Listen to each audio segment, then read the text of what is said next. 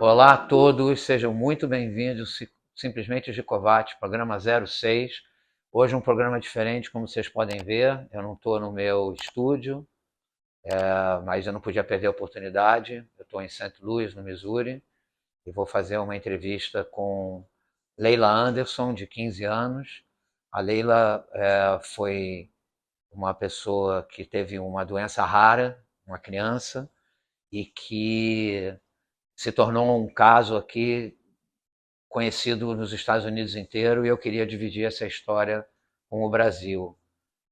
Essa história me fez acreditar em milagres, essa história me fez, acima de tudo, acreditar o quanto o pensamento positivo é uma coisa que ajuda as pessoas em momentos difíceis, como a doença que ela teve, que chamava HLH, uma doença que só 15 pessoas no mundo tinham tido. E como vocês podem ver, ela está aqui comigo, sã, salva, e teve vários desdobramentos na história, com o time de hóquei da cidade, muita coisa aconteceu e a gente vai falar. Vai ser uma entrevista diferente, que eu vou ter que fazer uma parte em português, uma parte em inglês. Obviamente as perguntas eu vou fazer em inglês, ela vai responder em inglês, eu vou tentar depois colocar subtítulos, se a gente quiser a gente vai fazer a tradução. Obviamente meu inglês também não é perfeito, então vai ser da melhor maneira possível. Leila, thank you so much to accept my invitation for this interview, for this podcast. I admire you so much, and you know that, for Thank you. what you went through and how you deal with. And I think it's going to be an amazing opportunity for other people to get to know your story, and most of all, to understand how you were able to deal with that. Thank you. I think after your story, I kind of believe in miracles. What I saw happen under my eyes and the way you see. Layla not only is a celebrity, but she's my niece also, so I went through the whole process. So thank you very much. I'm going to try with you to go over what happened so we can let people know exactly how things went through and how you deal with everything. So Layla is 15 years old right now. Yes. She's a huge fan of the blues, and you guys are going to understand why I'm talking about that along the way. And thank you very much, Leila. Thank you for having me. I take your appreciate it. time and do that for your uncle and Yeah. for my show. For sure. So let's go back in time a little bit. Sure. Everything was okay when you were what? How many years old when it started to happen? I was 9 when my whole world turned upside down. So when I was in 4th grade, I was on my way to school, and I stopped at my mom's house. So my dad was driving me to school, and we went to my mom's, and I got out of the car and I kind of just collapsed. Like I stepped out and I just fell. So I went to the nearest hospital, and they all thought I was just dehydrated. I needed fluids. So we went with that answer for a while, and things kept happening. My arms and legs would go numb for a while. I was having trouble like saying words and getting my thoughts out. Like I would mumble to say like mom or dad. So clearly I wasn't just dehydrated. They took me to St. Louis Children's Hospital, and after 14 months of not knowing what was happening, 14 months of just struggling and not having an answer, I then was diagnosed with HLH, or isolated central nervous system hemophagocytic lymphohistiocytosis. Okay, you went too fast. Let's go back. How did you felt when those first episodes start to happen? Did you feel like, oh, this is nothing? Inside, you kind of knew there was something worse. How that went? I know you were only 9 years old at that point, right? Yeah. So how that really went through your mind when you were having the first episodes? A lot of stuff I put like in the back of my mind and tried to forget, but I mean, there were parts where I didn't even know something was wrong. Like there were parts where I was just like a whole nother person. I can't remember a lot of that stuff. But I've always been focused in school, and I feel like my biggest concern was that I wasn't able to go to school. So I value my education a lot. So my biggest concern was honestly like, why aren't I in school? I felt horrible. I was throwing up. I had fevers, but I felt horrible. But I was just concerned why I wasn't going to school, why I couldn't see my friends. Going to the hospital for the first time and understanding that you have a lot going on, that you have a battle, uh, how mentally you felt at that point? I mean, did you felt strong? Did you felt like, oh my God, did you ever at that moment felt that could be something really serious? You were afraid of that? I never thought it was something serious. I always thought it was just something small. If anything, I was overwhelmed, but I never thought it would have been something as big as it was. Like I always thought it was just something small. Do you think if you knew at that point that was something really serious going on, your attitude will be what it was? Or you think you kind of create a panic mode and something like this that could lead to something worse in terms of how you did deal with the episode later on? I think either way it would have been the same. Whether it was something small or something big, I still would have tackled it the same way. I've always been taught to be strong. That's just how my parents raised me. So either way, I would have gone and tackled the issue the same way. I think it's so amazing.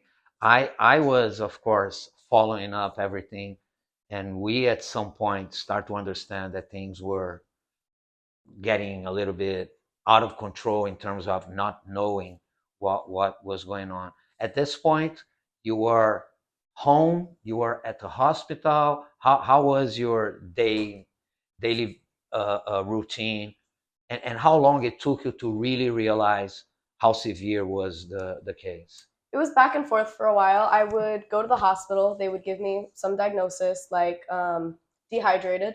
So then I'd go home. Nothing would change. I'd still be throwing up. I'd still be sick. And then it'd get so bad where I'd go back to the hospital again. And I'd go home for a while, tried to recover. Then I'd go back to the hospital. And that just kept going on for 14 months until I got my actual diagnosis. Wow. But meantime, I remember a lot of things happened in terms of I don't know how long after you start to do some treatment. And I remember going to the hospital once in a while with you, and you playing Wii games. I Yeah. mean, we're like, you're having fun over there. Yeah. Am I correct? Yeah. Because it was the highlight to play the bowling. I mean, I'm like, is this kid crazy? What's going on? How can she have having fun here? Yeah. And I think you kind of contagiate everybody in the hospital with your positivity. In 2018, when I got my diagnosis, I was told I had to go through chemotherapy, which is it's usually used for like cancer treatments. It just wipes out your whole immune system. So every Wednesday, I'd have to go to the hematology oncology clinic, and I just have to sit and get these drugs put in my body for a while. And you learn to make the best of it because I'm there for a while. So I would play Uno, I'd play Wii bowling. When I felt good, that's kind of the energy I would bring with my family. So everybody had a good time. I've got memories of Bella and I playing Wii bowling together. I've got memories of like playing Uno with everybody. We would all bring Dunkin' Donuts to the clinic to make everybody else feel better. So we tried to bring my whole family's positive spirit and try to spread it throughout the clinic to make Wednesdays the new hip fun day. How do you see and remember your parents at that point? How was their reaction? How you deal with that? Are you the one that were popping them up, or Yeah. they were the one? How that went? I think they didn't really show. Obviously, they were scared, but they wouldn't show that emotion in front of me because obviously, like I'm a 10-year-old little girl. So when I was excited, when I was positive, I gave that energy to them. I would spread that energy. So if like I were happy, they'd have to be happy for me. So I think my whole energy just revolved like, how do I say this? Um, my energy was what was feeding their energy essentially. So if I was having a good day, they had to have a good day. You thought that was kind of a weird on the hospital people? I mean, did you face a lot of people sad and heavy, or you felt that most of the people over there doing chemo and everything, because you went to the children's hospital, Mhm. so we're talking about kids. Yeah. You think normally what you saw at that point it was kids positive, or you think there was a lot of heaviness and you were the one that were kind of bringing the light into the whole There scene was a over lot there? of heaviness. There were a lot of kids struggling, just sad, just not wanting to be there. There's a mix of like teenagers and little kids. So some kids are like over there playing, some are struggling. I had bad days too, but I think now that you're in the family, you know, everybody's eccentric here. We're all eccentric. We're all very exciting and positive and uplifting. Hmm. So I think our family is really what tried to bring the positive energy to the clinic, because I think a lot of people were struggling. I'm going to tell you the truth. My side of the family wasn't positive, No? and I was scared like crazy. Yeah. But I will come here and I will see you. Of course, I will go to the side and cry by myself. But I'm like, she either don't know what's going on or this kid is crazy. Yeah. And not only the kid, the whole family. Yeah.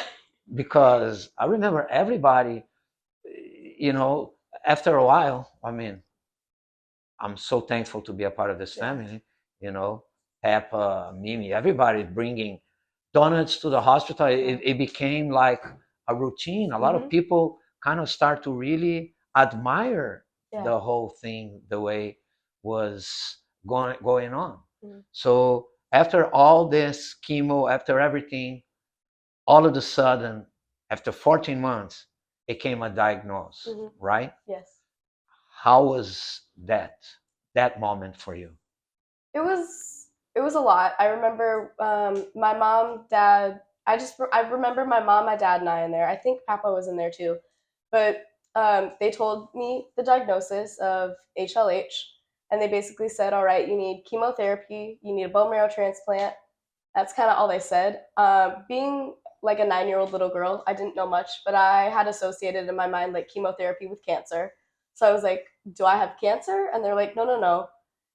They didn't tell me it was kind of like worse than cancer. They didn't tell me like much about it, but I had associated in my mind like, all right, chemotherapy, that's not good. Like, so I think we were all overwhelmed. There was a lot thrown at me that day of like what my future would look like. But at the end of the conversation, I looked at the doctors and I just said, let's do it. I was ready to get back to my normal life. Yeah, I mean, there was a lot ahead, but just I really took in the positive mindset and just went forward with everything. Being with that diagnosis, and I understand there was only 15 people in the world that had the same thing that you have. Now I remember very well. You got the diagnosis. Now it was again an honor, a trust. I was able to be in a room with you with Make a Wish, which your wish was to see Lady Gaga. Yeah. That never happened. No, she denied me. She denied you. She denied me. Okay. I remember there was a nutritionist, and I remember you wanted things. You were, can I have pizza? Can I have this? I Yeah. mean, and was a doctor telling you that you were going to be in isolation for I don't know how many months. Three months. I know you were always a huge fan of hockey. I think that's an influence from your father. Yes. But at some point, the Blues team was going to the children's hospital to support the kids, right? Yes. When that happened, in which period? You were already in isolation before you were? This is before isolation. In the 14-month period where we didn't know what was happening, there was a point where they just did so many tests on me to, instead of like figure out what it was, they figured out what it wasn't. So through that, I had a brain biopsy. So they went in and they took a chunk of my brain and basically tested it to see what it couldn't have been. So when I came out of the surgery, I knew I had brain surgery. My parents didn't tell me like I was going in for brain surgery, but when I came out, I knew. How do you knew? There was a like large stitch, like bandage on my head, but I could just tell by their faces. My mom told me I was going in for an MRI, which is just a routine scan. I knew they were all worried. I could see by their faces it was more than that, and I knew I could sense that something was coming. So I knew I had like a surgery. But when we removed the stitch, or the bandage, I had 54 stitches on my head. Wow. So being like a skinny little girl, I had beautiful long hair and just a massive scar on my head. So I thought I looked like Frankenstein. I thought I looked ugly. I hated it. So my mom worked at Annie Gunn's, a place here in Missouri, and a lot of Blues alumni would go there. Kelly Chase, Al McKennis, they used to play for the St. Louis Blues. Okay. So Kelly Chase is a family friend. So my mom texted him to come. He was a big fighter. He had when he played for the Blues, he had a big body and he would always fight and throw fists. So he's a tough guy. So he came in the hospital and he brought Alexander Steen, who at the time was the St. Louis Blues captain. Okay. And they basically just explained to me I'm part of the tough guy club, that I'm as tough as they are. Wow. They compared me to hockey players, which Wow. they spoke my language and basically just said that I'm one of them. I'm a fighter. I can overcome this. And they told me I was beautiful. So, How much those words were important for you at that time? it's what kept me going at the time. I was mentally in a place where I just like I didn't know why I put on a brave face, but inside like I was like, why am I here? Why am I doing this? Like, why me? But I think when they told me that I was beautiful and I was like a part of them, a part of those tough guys, it really just kept me going. It gave me the little boost I needed to keep going. Well, I think something that I really always try to divide with my audience, it's how important it is for us to have a positive and strong mind. Mm-hmm. I know it's very hard, especially when you are in a situation like you were. And I know it's even harder when you start to see your body changing. Mm-hmm. I mean, you went from skinny Mm-hmm. to, I'm not even going to say overweight. You were just puff. Yeah. You were just, I mean, it was out of proportion Mm-hmm. in other, Yeah. and you lose your hair. Mm-hmm. And I didn't see you hiding. Mm-hmm. I saw you many times with no hat Mm-hmm. in public, in places. How that affect you at that point, or you think that was not important? You were really fighting for your life, and I don't care how I look right now. Yeah. So um, back to when they told me my diagnosis, they told me I was going to lose my hair, and they tried to make it fun. They're like, you could wear a bunch of wigs, you could change your hairstyle, you could make it super fun, and I wasn't having any of it. I was like, I'd rather be my authentic and genuine self and just rock a bald look. So honestly, that's what I did. I wore hats when I went out in public, just honestly because it was cold. Okay. So I'd wear hats just to give give myself like a sense of privacy, but also like stay warm. Um, but I didn't really care what I looked like. Genuinely, I was just happy to be alive. I was happy to be able to see people when I did. I was just happy that I was here, and I don't know. It never really crossed my mind what others thought about me. I, Back when I was like 60 pounds, blonde, and a cute little girl, I didn't care what people thought about me. I still don't. So it's just a sense of like I'm gonna be my authentic, genuine self, whether you like it or not. Did you, during the process, that's a curiosity that I have, did you ever went online on internet and try to understand more about what was going on with you? Do you try to educate yourself about it? Or are you just like a 9-year old, I'm just gonna be on TikTok, I just wanna. Yeah, I think as I grew up, because I was diagnosed when I was 9, but like fighting all of this, when I got my chemo, I remember like I spent my 11th birthday in the hospital and all of that. I was just kind of living. I was just happy to be alive. I never really went like online seeing what others thought about me or Googled what was happening to me. I was honestly just watching YouTube on Musically at the time, on TikTok, on Instagram. That's it. I was just living my life.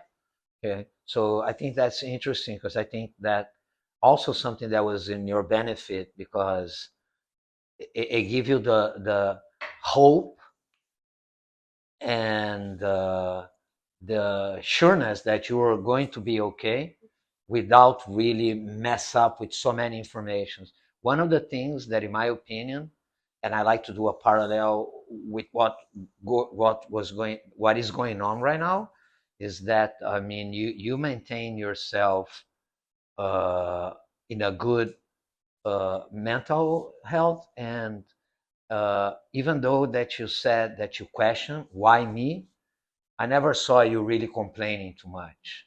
That was something that also caught my attention a lot. How brave you are and how acceptable you are. What do you think it's? Are you a person with a lot of religion uh, base? Where that come from? That positivity? I think I always knew somebody had it worse than me. Like if I feel like it's the end of the world, I was like, well, at least I have shelter. At least I have food and water right now. There's somebody dying right now. Like frankly, I was fighting a medical disease, but I never like. I always knew somebody had it worse than me. I knew I had a great family, a great life, and I just knew I had to count the blessings I had. And yeah, I think that's just what kept me going forward. Now we're going to the St. Louis Blues. This story is so crazy that now not only all that happened to you, which is a rare disease, 15 people in the world, 14 months to realize, but now you have the St. Louis Blues coming often to visit you. So after this first visit, what happened? So I was invited to this event with St. Louis Children's Hospital where some kids were able to go to Stiefel Theater, a building here in St. Louis. This is after you did your chemo I and before you have your diagnosis, or you already have your diagnosis at this point? I was going through chemotherapy at this point, but hadn't received my bone marrow transplant yet. Because you didn't have your diagnosis, or because you didn't find your... I had the diagnosis yet. We were just going through. I think I had to go through 10 rounds of chemo to officially like wipe my whole immune system. Okay. So this was like we were going through all of the chemo. So I'm going to back it up a Yeah. little bit. Yeah. There is a bone marrow transplant also that is an incredible part of this story. So sorry, Laila, No, you're good. you give me the right Good. timeline, okay? Okay. So go ahead. So I was in the middle of my 10 weeks of receiving chemotherapy. I had just gotten my diagnosis, Okay. and this is the first start of the treatment plan. Okay. And I still had like an immune system, so when I could, I would go to blues games. So this was right in the time of Halloween. I went to a blues game and I dressed myself up as a taco, just for fun. And so when you're at a hockey arena, the blues come out of this tunnel before they get out on the ice. So I would always stand right by the tunnel so I could give the players fist bumps as they were going out on the ice. So I kind of got attention that night. Blues players like saw me in a taco costume. So the next day I went to this children's hospital event where some patients got to go and essentially trick or treat with the blues players. Okay. So the blues players were dressed up in Halloween costumes, and so were the kids. And we'd go and we'd meet them and we'd get candy and just like have fun. So I went to this event and all the players were like, "Oh my gosh, you're that taco girl." I wore the taco costume, so they put two and two together and was like, "You're the taco girl from the other night. You got us the game winner." So that night, I kind of I had already been introduced to Alexander Steen, so we were kind of friends. So I was talking to Alexander Steen. You were introduced to him at the hospital? Yes, he came and met me at the hospital. Okay. And we stayed friends. So at the event, we kind of knew each other. And I would hang out with Colton Pareko, who is currently playing for the Blues. He's number 55 defenseman. So we all hung out that night. It was a surreal moment, being a fan and being able to hang out with these players. So that night I grew a relationship with Colton Pareko, which carried through, which, we still have a friendship, but we kept that friendship. We never lost it. So he never went to the hospital before that day to visit you? No. Okay. No, so we kind of just created our friendship that night. So, and then... how you were looking physically? You were already kind of bald and puff and everything, or no? At that point, I think I was normal, I think.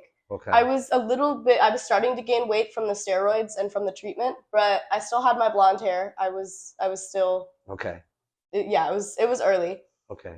But I made that relationship with Colton Pareko, and I still had that relationship with Alexander Steen. So I went back in the hospital, finished my chemotherapy and all of that, and I received my bone marrow transplant. No. That's like big of a jump. Yeah, because Yeah. now it's amazing because you needed Hmm. to go to find your match. Hmm. And this is where Be the Match play a huge Yeah. role. And this is where you got extremely involved to this day. Oh yeah. I don't want to go that Yeah. forward, but I understand that at that point, you were involved in find your donor, Yeah. right? Hmm. So meantime, you are straight in your relationship with the blues, Hmm. special with Parenco. Hmm. Uh, you were looking for your donor, Hmm. and all of a sudden you got the news Yes. that you find your donor. Uh-huh. Correct? Yes. Okay, so let's go from there. Okay. So I had the relationship with the St. Louis Blues, and during that time, I was trying to find my bone marrow transplant match. I think a lot of that like worry was put on my parents. I was just kind of living my life at that time. Um, but I went back in the hospital and finished my chemotherapy, and I found I had a match. Okay. So That was a big moment for you? I don't remember a lot of it. I remember my mom was a lot of that pressure and weight was put on my mom. My mom was the one who received the news, but when I heard the news, I was ecstatic. I was very excited that somebody was willing to save my life. I remember we made a poster, and I that's how remember that. Beautiful. we made a poster, and that's how my parents posted on Instagram and Facebook, and so did I. Um, we couldn't like contact my donor, but all we knew is he was not only willing to save my life, but he was excited to save my life. We knew he was male, and I think at the time he was 18, so that's like the perfect like golden ticket of bone marrow. That's the perfect match. He was a perfect match too. So when it was time, I received my bone marrow transplant on January 24th of 2019. So almost 5 years ago. And at that time, I thought, like, I received my transplant and I'm good. I thought I could just leave from there, but I had to stay in the hospital for 3 months isolation. Okay. So I stayed in one room for 3 months, had very little contact with the outside world.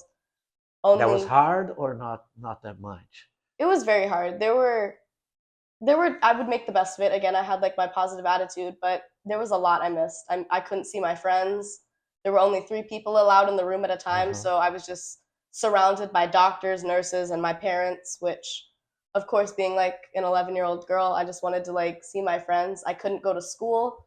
I was in 5th grade. I tried to do virtual school. We got like this robot. I remember. We got the robot, so the robot would be at school, but I had a laptop where I could control the robot and sit in That's class. amazing, Laila. Yeah, but could you see through the I robot? could see. I could. So the robot had like a screen, and I was looking at the screen. So I think I don't. They could see me, and I could see them. So it was like Zoom, but they put it on a robot so it could move. But it didn't really work because I have nurses constantly coming in, so that would be distracting for the class. And sometimes I didn't feel good and didn't want to sit in class, so I like wasn't really learning. I was kind of just there. So I kind of stopped that whole process, but it was hard. Like I had zero immune system, so the only food I could eat was like hospital food. So I'm eating like the same few meals a day. Oh my God, that's probably one of the worst parts. It was horrible. It was horrible. It was like it was a lot of the same routine. It felt like it was deja vu. It was like I was just reliving the same day over and over. But we decided to like make the room a little fun. We got blues stickers because obviously big fan of the blues. So I got blues stickers, put them all over the room because I'm only contained to one room. So I made it fun. I added some blues stickers, and then one day Colton Pareko, who I had made friends with, he was at St. Louis Children's Hospital, just roaming around, like having fun with kids. But I had zero immune system, so I couldn't leave my room to go say hi to him. So they brought him up to my room. I think it was Papa. He had to leave the room so Colton could come in, and we just had fun. I made TikToks that day with him, but he just spent time with me that day, and it just gave me the little push I needed. I put 2 and 2 together. I would watch the Blues games in the hospital in isolation. The Blues were in last place in the division. This is after your This is transplant? after my transplant. It was only like I think it was only a few days after So the transplant. Blues was in the last place and was never ever a champ in the Mm-mm. league. No, they had never won a championship. They were absolute dead last in the league. Okay. And then once I had entered the hospital, they started getting better and started winning. And I was making small talk with Colton, and he was like, "So, are we going to see you at any games soon?" And my dad and I kind of looked at each other, and I was like, "Well, I have no immune system. I can't really like go anywhere." But then my dad was like, "The only game she could go to, if possible, would be Game 7 if y'all were to win the Stanley Cup," which was far fetched because they were last in the league. So that was just kind of how we left it. And then, I said my goodbyes. I was on cloud nine. And I finished my treatments or whatever. I got my bone marrow transplant. I was, after the 3 months in the hospital, Uh-huh. I went home and I had to be in isolation for 6 months. So the only Wow. only places I could go was from my house to the hospital. Nowhere else. No Wow. grocery stores, no mall, no friends, nobody. Wow. And then finally, my mom was able to talk to my doctor, and they got me into a Blues game.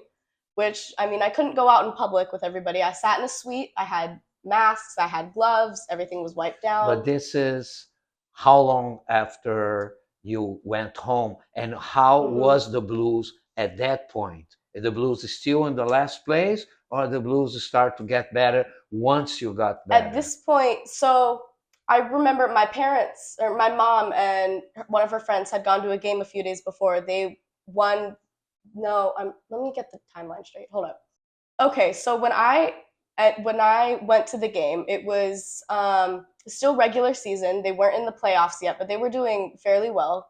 They left last place. They were just like hanging out. They were pretty good. Uh-huh. So I went to the game, and everybody kind of like, I was on the video screen. Everybody kind of like enjoyed me, like, oh, this little sick girl who's friends with the Blues. Like, okay. So everybody kind of latched onto my story, and that's when St. Louis kind of gathered around me. So I started going to a few more games. I started making signs at the games to kind of bring like a fun energy. Like I'd make a sign like, "Hey boys, it's Layla." Like, wait, I've got it. Then I missed a part. I Crap. think it was more like, if I can do it, you guys can do it. Because before I went in the hospital, my last game. Remember, the whole family came for my last Blues game before I went into isolation. Uh-huh. Everybody was there, and I had made a sign at the Blues game that said, like, "Boys, I'll keep fighting, and you will too," something Okay. like that, to say like, I've got your back, because they were in last place. I felt like I was in last place too with my health, because Mm-hmm. I was deteriorating. I was sick. Like, I thought, we were tied to this, and I wanted to present the idea like, we're in this together, boys. So when I was able to go to the Blues games after my bone marrow transplant, it was only like a few months after my transplant, so I was still very, very much sick, going through stuff. Um, but I had still made signs like, um, I think one was like, "Hey boys, I'm back." Like, it's Layla. So I would make signs, and they'd show me on the jumbotron, so everybody kind of like understood like who I was. And the boys just they started doing better. They started winning. I remember I was there for when they won the Western Conference Final, which was it's basically like, in hockey, there's like brackets. Once you hit the playoffs, you have to, two teams play each other, and then there's a winner, and then Mm-hmm. they play another team, which is a winner or whatever. So it's like a bracket. Mm-hmm. So they won the Western Conference Finals, which means there's the Western Division and the Eastern Division. So the Blues are number one in the Western Division. So they're just waiting for the Eastern Division, Mm-hmm. which basically says they're going to go to the Stanley Cup Final. For the So first time ever. for the first time ever But in at history, that point, they already realized, oh, there is some connection with this girl they here. realized there was connection. Yeah. I mean, she's getting better, we're winning, Mm-hmm. she's feeding us. Mm-hmm. When that really became notorious for yourself Mm-hmm. and for the Blues, when someone said, holy mackerel, there is a connection here. I didn't. Do you remember? Yeah. So at the Blues games, like I explained, there's a tunnel before the guys go out Mm-hmm. onto the ice. By the tunnel, there's like a little club where like VIP people get to see the boys like come out of the tunnel and go out on the rink. So after the games, they would put me there with my mom and my family and whoever. and I would see the guys come like out in their suits before they go home. Patrick Maroon, who now plays for the Minnesota Wild, he came out and he looked me in the eyes and he said, "Laila, we're fighting for you." And I just started bawling. That's the moment I realized that they truly cared about me. They made my fight their own fight, and they truly, genuinely cared about me. Well, and I believe I'm even crying, but I believe that you gave so much strength to that Yeah. team. You made them believe that it was possible. Yeah. You know, it's something that I always, when I see your movie and everything, like, wow. I mean, she really made that happen. Yeah. As much as I believed that we were in it together, that moment just like sealed the deal for me. And then So then they won the conference and they go into the Stanley Cup. They won the conference and they were going to the Stanley Cup final.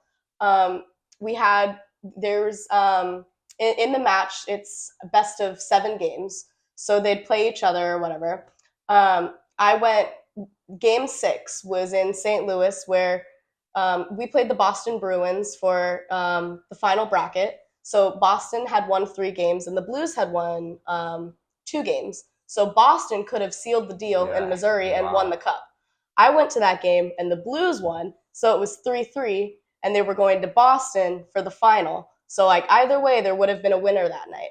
And in my heart of hearts, I wanted to go. I wanted to see the boys win because I knew they were going to win. But obviously that couldn't happen. I was already a stretch getting me to the Blues games, having zero immune system.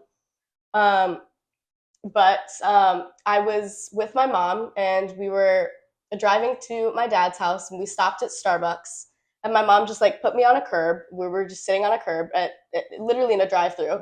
And my mom pulled out her phone and was like, "All right, if you could watch your boys play Game 7 anywhere in the world tomorrow, where would you watch your boys play Game 7?" Because Game 7 was the next day. It was the day before.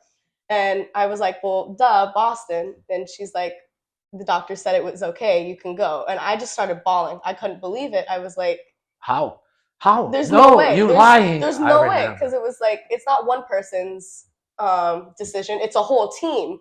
I had a whole team, so it's so many people's decision. I was like, how is that even possible? But excuse me, I'm getting choked up. But that's when they told me I could go to Game 7. It was absolutely surreal. So then people in the Starbucks parking lot was like, "Are you Laila Anderson? Are you Laila Anderson's mom?"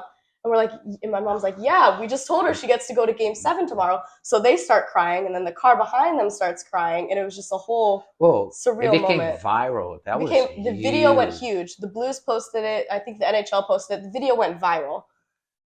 So you went to the game. The next day I went to the game. We went to a private airport in Chicago. So I was traveling with the family of the Blues players. So I'm with the players' wives. I was with their kids. And then there's just my mom and I. So my mom and I traveled with the family, and we got to Boston. And obviously I couldn't do much because I had zero immune system. So we went to the hotel and just like hanging around with the Blues parents. It felt awkward because it's just like families, everybody knows each other, and then there's Laila and Layla's mom.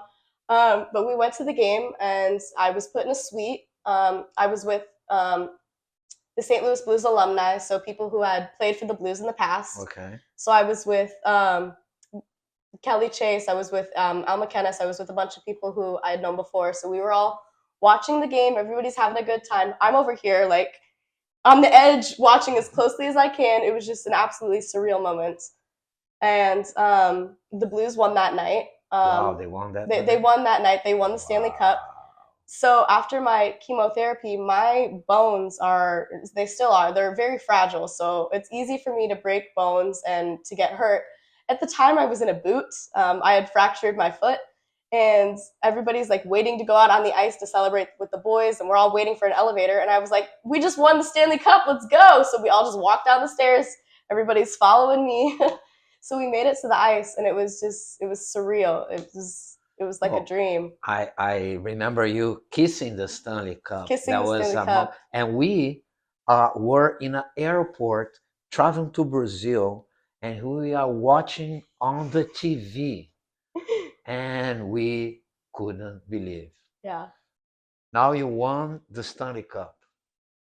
Now, Laila, you are well known, you are recognizable, everybody knows you, Mhm. you're famous, you are an inspiration for millions of people. Thank you. How that goes in your mind at that point, how that made you feel after everything you went through. You felt like that was a fair compensation for everything you had.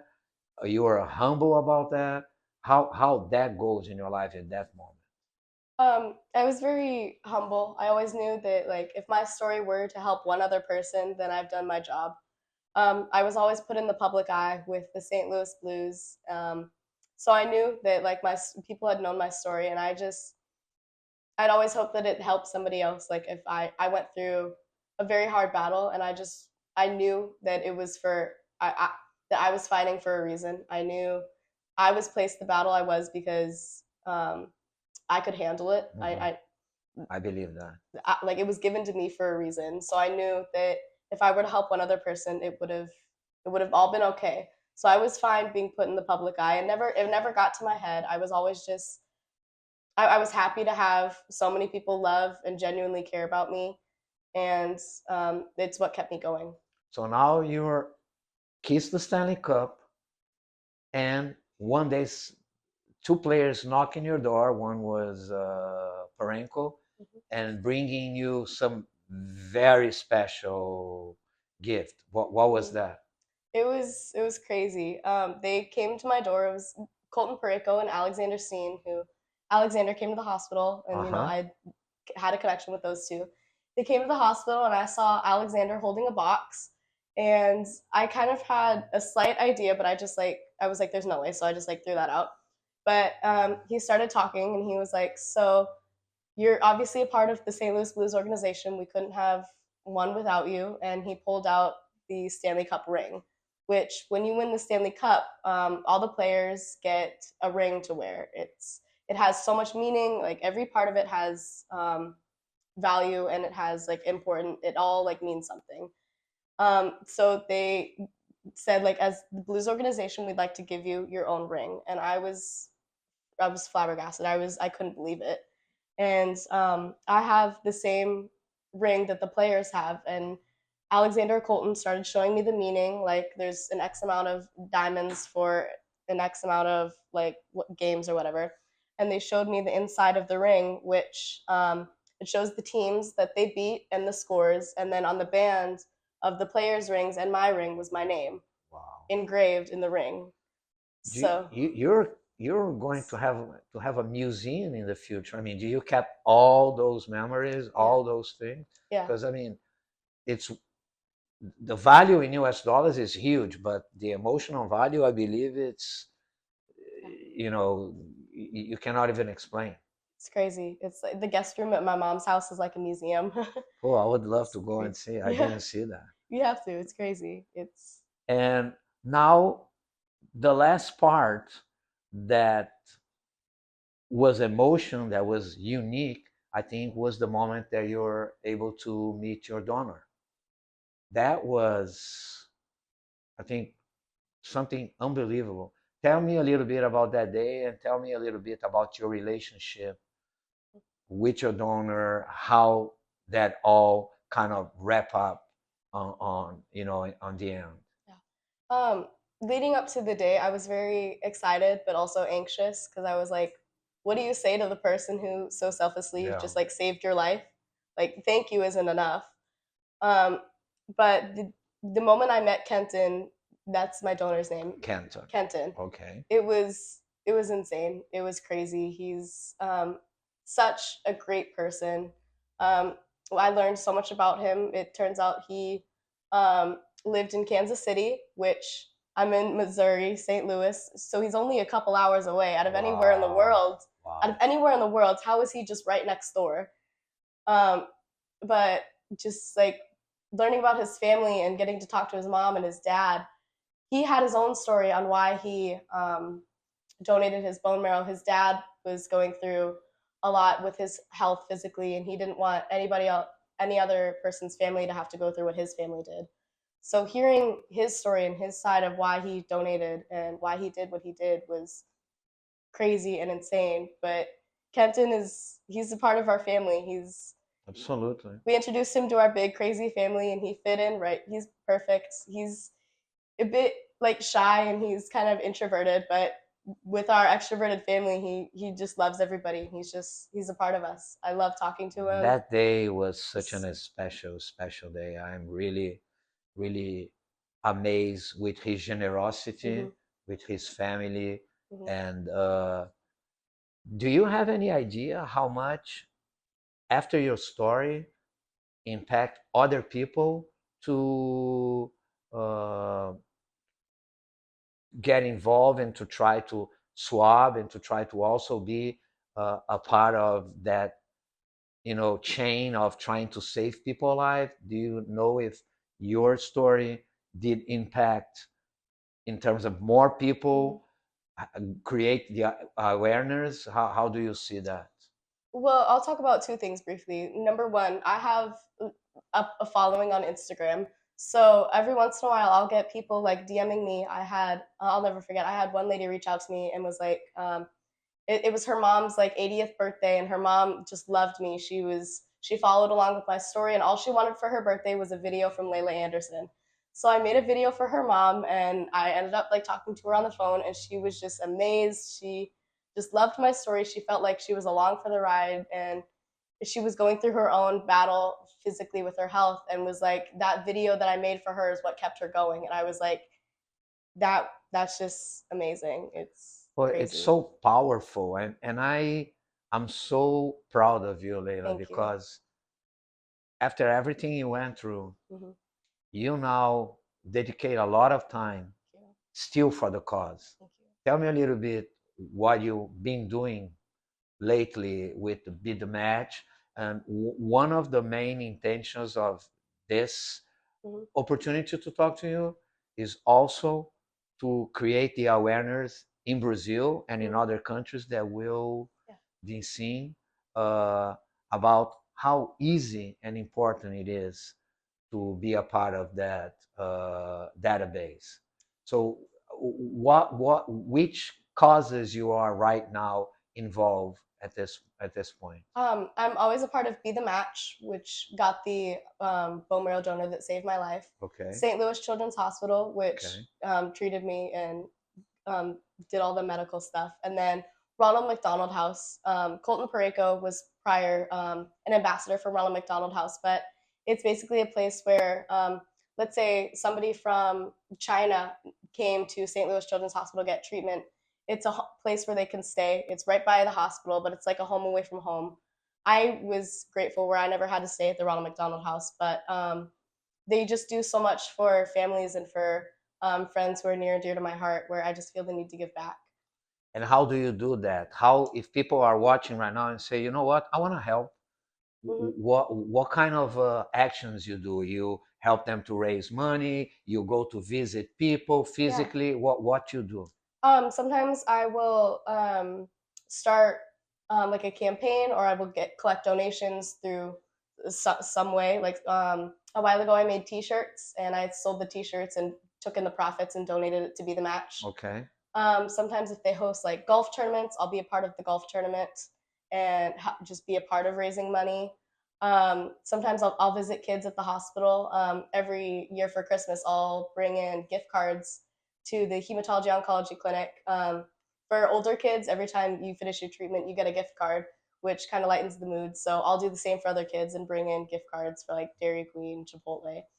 Um, and for Be the Match, I just a lot of times I'll use my social media platform to help raise awareness. I took part over this summer called the Champion Challenge, where basically you just ask people for donations in a polite way. And I raised over, in the month of June, I raised over $10,000 for Be the Wow. Match.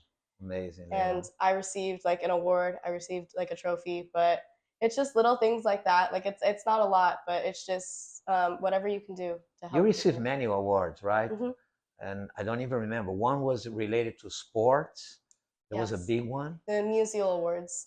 What is that one? Stan Musial used to play for the St. Louis Cardinals baseball. Mm-hmm. So every year they host the Musial Awards, which is like heartwarming and inspirational stories in sports. So I was recognized one year as the highest award they have. It was like I think it was the Heroic Inspiration Award, something like that. But it's a trophy of Stan Musial that I received, where it's just my story hit so many people, my story with Colton Pareko and how our relationship formed and how the team just like kind of took me in. I received an award through that. Well, let's not forget, you were with Donald Trump. Yeah. That was crazy. That was crazy. How was that? I mean, how do you felt that? I mean, I think there is nothing higher than the president of the United States recognizing and talking, calling your name. Yeah, that's another thing. So when they do it for other sports, when the NHL team wins a Stanley Cup, the whole team goes and they meet the president and they just kind of just and I remember my mom, she busted out her phone again to record, so I was like, oh, something's up. But she announced that the Blues wanted her and I to go, so I was like, okay. So we all hopped on a private jet the next day. I went with my grandpa and my mom, Whitney, who was a child life specialist at St. Louis Children's Hospital, Jonathan, who works for the St. Louis Blues, and my mom's best friend. So we took a few of my friends, and my mom and I went and met the president. We sat and listened to them speak, and the president made a joke how I was more famous than the senators. Yes. I mean, I knew a bit about politics, so I laughed at the joke, but it was surreal. There's times it all goes over my head, but there's times where I sit at night and I'm like, I met the president of the United States. It was crazy. He spoke to me. He spoke to how my story was inspiring and how the team took me in, and it was just after crazy. All of that. I want to kind of finish with two situations. First is, after all you went through, how that change your perspective of life now as a teenager. You feel like because you went through all of that, you were more mature than your friends? You think you're the same Laila doing how that really made a difference and in your way to see life? There's a sense of both. Like I said, I knew I was given a hard challenge for a reason. So I value simple things in life. I feel like I'm grateful for so many more things. I'm just grateful to be alive. And obviously, in doing so, I want to give back as much as I can. So when I knew I was healthy enough, I dedicated my life to giving back and to helping other people with their fight of their life. But in other ways, I'm a simple teenager. I'm on my phone. I like TikTok. Still want to be a doctor? Yeah. When a while ago, I wanted to be a brain surgeon, but now I want to be a pediatric hematologist oncologist.